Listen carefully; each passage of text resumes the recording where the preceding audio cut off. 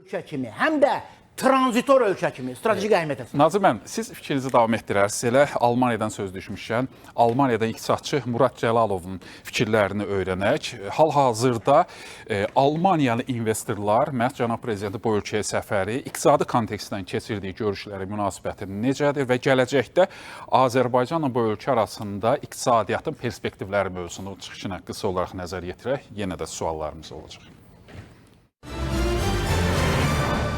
Almaniya ilə Azərbaycan arasında iqtisadi əlaqələr daha da çox genişlənir. Təkcə bunu neft-qaz sahəsinə aid eləmək olmaz. Digər sahələr üzrə də Almaniya, xüsusən digər Avropa ölkələri daha çox maraqlıdırlar.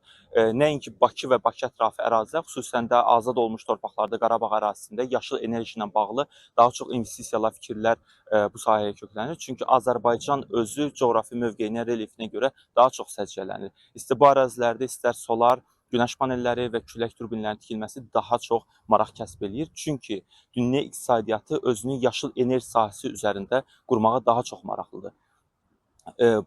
Ümumi bu baxımdan da Almaniya ilə Azərbaycan arasında ümumi ticarət dəyəri 2025-ci ildə 1.7 milyard avro təşkil eləmişsə, bu artıq 2026-cı illə ilk yarısında 500 milyon avronun üzərində mövqe tutur. Almaniyanın Azərbaycana ixracı təqribi olaraq 623 milyon avro təşkil edirsə, bura avadanlıqlar, avtomobillər daxildir. Almaniya özü Azərbaycandan 1,7 milyard avroluq deməli ithal eləyir. Bura əsas neft sahəsi daxildir. Almaniyanın Rusiya neftindən imtina etməsindən sonra Azərbaycan neftinə daha çox tələbat artmışdı.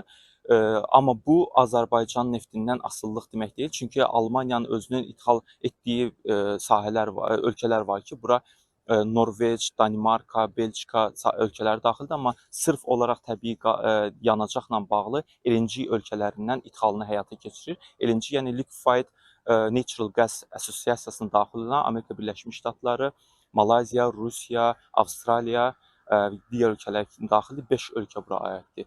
Yəni bu ölkələrdən əsas idxalını, yanacaq idxalını təmin edir. Amma ümumilikdə Azərbaycanla Almaniya arasında, SOCAR şirkətinə Uniper arasında 10 illik müqaviləyə görə Almaniya Azərbaycana illik təqrib olaraq 2 milyard kubmetr civarında təbii yanacaq ölkəsinə daxil edəcəkdir.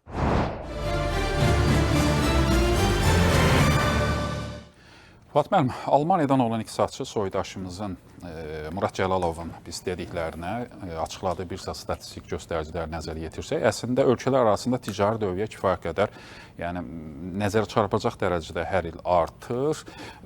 Belə qəbul etmək olar ki, vəziyyət yaxşılığa doğru gedir. Amma yenə dövriyyədə əsasən neft və neft məhsulları təşkil edir. Və biz bugünkü, daha doğrusu son cənab prezidenti bu ölkəyə səfərini nəzərə alsaq, perspektivlər daha da dəyişir. Enerjidən savayı digər sahələr nə qədər imkanlar var? Almaniyalı investorlar bundan sonra Azərbaycanın iqtisadiyyatı hansı